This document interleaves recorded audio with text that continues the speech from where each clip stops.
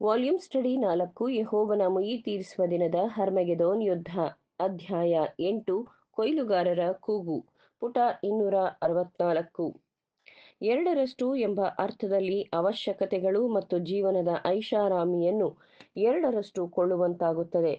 ಎರಡನೆಯದಾಗಿ ನಿಗದಿತ ಆದಾಯ ದೊರಕುವ ಎಲ್ಲ ವ್ಯಕ್ತಿಗಳು ಕಾಂಗ್ರೆಸ್ಸಿನವರು, ಶಾಸಕರು, ನ್ಯಾಯಾಧೀಶರು, ಗುಮಾಸ್ತರು ಮತ್ತು ಸಂಬಳ ಪಡೆವ ಎಲ್ಲ ಕೆಲಸಗಾರರು ಈ ಕಾರಣದ ಲಾಭ ಹೊಂದುವರು. ಅವರಿಗೆ $10 ವಾರಕ್ಕೆ ಅಥವಾ ದಿನಕ್ಕೆ ಅಥವಾ ಗಂಟೆಗೆ ದೊರಕಲಿದೆ. ಆ $10 ಎರಡರಷ್ಟು ಹತ್ತಿ, ಉಣ್ಣೆ, ಗೋಧಿ ಮುಂತಾದವುಗಳನ್ನು ಕೊಳ್ಳುವುದರ ಪರಿಣಾಮವಾಗಿ ಉತ್ಪಾದನೆಯ ಎರಡರಷ್ಟು ಎನ್ನಬಹುದು. ಬೆಳ್ಳಿಯ ಸಮಸ್ಯೆಯನ್ನು ಯುನೈಟೆಡ್ ಸ್ಟೇಟ್ಸ್ನ ಪ್ರಶ್ನೆಯು ರೈತರನ್ನು ಪುಟಿದೆಬ್ಬಿಸಿದಾಗ ತಮ್ಮ ತೊಂದರೆಗಳಿಗೆ ಕಾರಣವನ್ನು ಮೊದಲು ಕಂಡು ಕೆಲ ಕಾಲದವರೆಗೆ 1896ರ ಚುನಾವಣೆಯಲ್ಲಿ ದೇಶವನ್ನು ಗುಡಿಸಿಬಿಡುವಂತೆ ಕಂಡಿತು. ಆದರೆ ಪ್ರತಿ ವ್ಯಕ್ತಿಯು ತನ್ನ ಸ್ವಹಿತದೃಷ್ಟಿಯಿಂದ ಯೋಚಿಸಿ ಐಶ್ವರ್ಯವಂತ ವರ್ಗ, ಕಚೇರಿ ನಿರ್ವಹಣಾ ವರ್ಗ, ಗುಮಾಸ್ತ ವರ್ಗ ಮತ್ತು ಕೆಲಸಗಾರರು ತಮ್ಮ ರೊಟ್ಟಿಗೆ ಬೆಣ್ಣೆಯು ಬಂಗಾರದ ಲೇಪನದ ಕಡೆ ಇದೆ ಎಂದು ನೋಡಲಾರಂಭಿಸಿದರು. ಅಂಗಡಿ ಮಾಲೀಕರು ಮತ್ತು ಉತ್ತಮ ಸ್ಥಿತಿಯಲ್ಲಿದ್ದ ರೈತರು ಸಾಂಪ್ರದಾಯಿಕವಾಗಿ ತಮ್ಮ ನಿರ್ಣಯವನ್ನು ಅನುಮಾನಿಸಿದರು ಮತ್ತು ತಮ್ಮ ಸ್ವಹಿತವನ್ನು ಗಣನೆಗೆ ತೆಗೆದುಕೊಳ್ಳದೆ ತಮ್ಮ ಬ್ಯಾಂಕರುಗಳ ಮಾರ್ಗದರ್ಶನವನ್ನು ಅನುಸರಿಸಿದರು.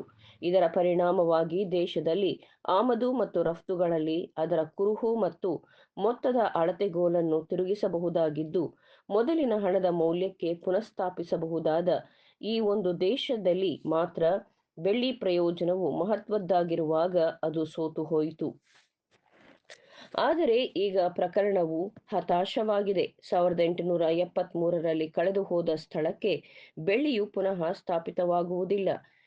ಈಗಿರುವ ಸಮಸ್ಯೆಯು ಸ್ವಾರ್ಥದ ಪ್ರಶ್ನೆಯಾಗಿದೆ. ಬೇರೆ ಯಾರಿಗಿಂತಲೂ ರೈತರು ಒಂದು ವರ್ಗವಾಗಿ ಬಹುಮತದಿಂದ ಹೊಂದಿರುವುದಿಲ್ಲ ಮತ್ತು ಇತರೆಲ್ಲರೂ ಬಹಳ ಮಟ್ಟಿಗೆ ಸಮಸ್ಯೆಯ ಮತ್ತೊಂದು ಭಾಗದಲ್ಲಿ ಮಾತ್ರವೇ ಆಸಕ್ತರಾಗಿದ್ದಾರೆ.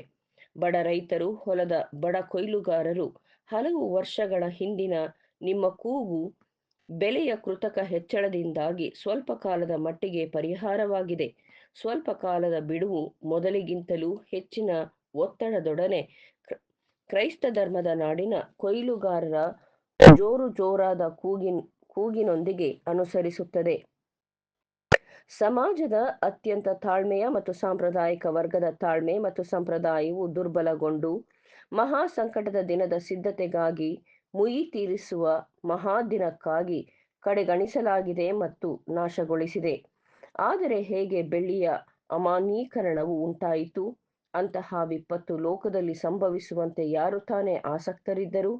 ನಾವು ಉತ್ತರಿಸುತ್ತೇವೆ.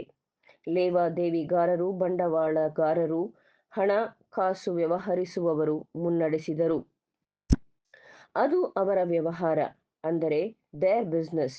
ಆದ್ದರಿಂದ ಹಣವನ್ನು ನಿರ್ವಹಿಸುವುದು ಮತ್ತು ಕಾರ್ಯಗತಗೊಳಿಸುವುದು ಹೇಗೆ ರೈತನು ಹೊಲದಲ್ಲಿ ದುಡಿಯುತ್ತಾನೆಯೋ ಅಂತೆಯೇ ತಮಗಾಗಿ ಅಥವಾ ತಮ್ಮ ಸಮಿತಿಗಳಿಗಾಗಿ ಮತ್ತು ಸಂಸ್ಥೆಗಳಿಗಾಗಿ, ಅಂದರೆ ಸಿಂಡಿಕೇಟ್ಸ್ ಆ್ಯಂಡ್ ಇನ್ಸ್ಟಿಟ್ಯೂಷನ್ಸ್ಗೆ ಸಾಧ್ಯವಾದಷ್ಟು ಅತ್ಯಧಿಕವಾದ ಏರಿಕೆಗಳಲ್ಲಿ, ಅಂದರೆ ಇನ್ಕ್ರಿಮೆಂಟ್ಗಳಲ್ಲಿ ಆಂಗ್ಲ ಬಂಡವಾಳಗಾರರು ಲೋಕವನ್ನು ಮುನ್ನಡೆಸುತ್ತಾರೆ.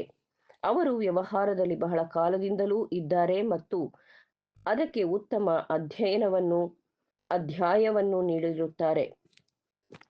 Everything is fair in war. ಯುದ್ಧದಲ್ಲಿ ಎಲ್ಲವೂ ನ್ಯಾಯೋಚಿತವಾಗಿದೆ ಎಂಬ ಗಾದೆ ಮತ್ತು ಇಂಗ್ಲೆಂಡಿನ ಬಂಡವಾಳಗಾರರು ಮತ್ತು ರಾಜನೀತಿಜ್ಞರು ಇಂತಹ ವಿಷಯಗಳಲ್ಲಿ ಲೋಕದ ಉಳಿದವರಿಗಿಂತಲೂ 50 ವರ್ಷಗಳ ಹಿಂದೆ ಎಚ್ಚೆತ್ತವರಾಗಿ ಯೋಚಿಸುವುದೇನೆಂದರೆ, ವಾಣಿಜ್ಯ ಸಂಗ್ರಾಮವು ದಿನದ ಕ್ರಮವೆಂಬುದಾಗಿ ಮತ್ತು ಹಿಂದಿನ ಕಾಲದ ಗುಲಾಮ ವ್ಯಾಪಾರಕ್ಕಿಂತಲೂ ವಿಜಯಶಾಲಿಗಳಿಗೆ ಎಷ್ಟೋ ಲಾಭದಾಯಕ ಮತ್ತು ಸುಲಿಗೆಗೆ ವಿಶೇಷ ಕಾರ್ಯಕ್ಷೇತ್ರ ಮತ್ತು ಹೋಲಿಕೆಗೆ ತಮ್ಮದು ಚಿಕ್ಕದಾದ ರಾಷ್ಟ್ರವಿದ್ದ ಕಾರಣ ಅದರ ಉತ್ತಮ ಸಮೃದ್ಧಿಯು ತಯಾರಿಕೆ ಮತ್ತು ಹಣದ ವ್ಯವಹಾರದಲ್ಲಿರಬೇಕೆಂಬುದಾಗಿಯೂ ಮುಂಚಿತವಾಗಿ ಬ್ರಿಟಿಷರು ಗುರುತಿಸಿದರು.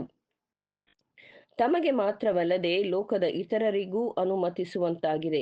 ಈ ದೇಶದ ಜನರು ಎಚ್ಚರಿಕೆಯಿಂದ ಈ ಯೋಜನೆಯನ್ನು ಅನುಸರಿಸುತ್ತಿದ್ದಾರೆ ಮತ್ತು ಈ ಸೂತ್ರವನ್ನು ಅಳವಡಿಸಿಕೊಳ್ಳಲು ತನ್ನ ಸ್ವಂತ ಹಿತಕ್ಕಾಗಿ ಅತ್ಯಂತ ಅನುಕೂಲಕರವೆಂದು ಲೋಕದ ಬೇರೆಯವರಿಗೆಲ್ಲರಿಗಿಂತಲೂ ಅಗ್ಗದ ಬೆಲೆಗೆ ತಯಾರಿಸಲು ಸಮರ್ಥರಿದ್ದಾರೆ.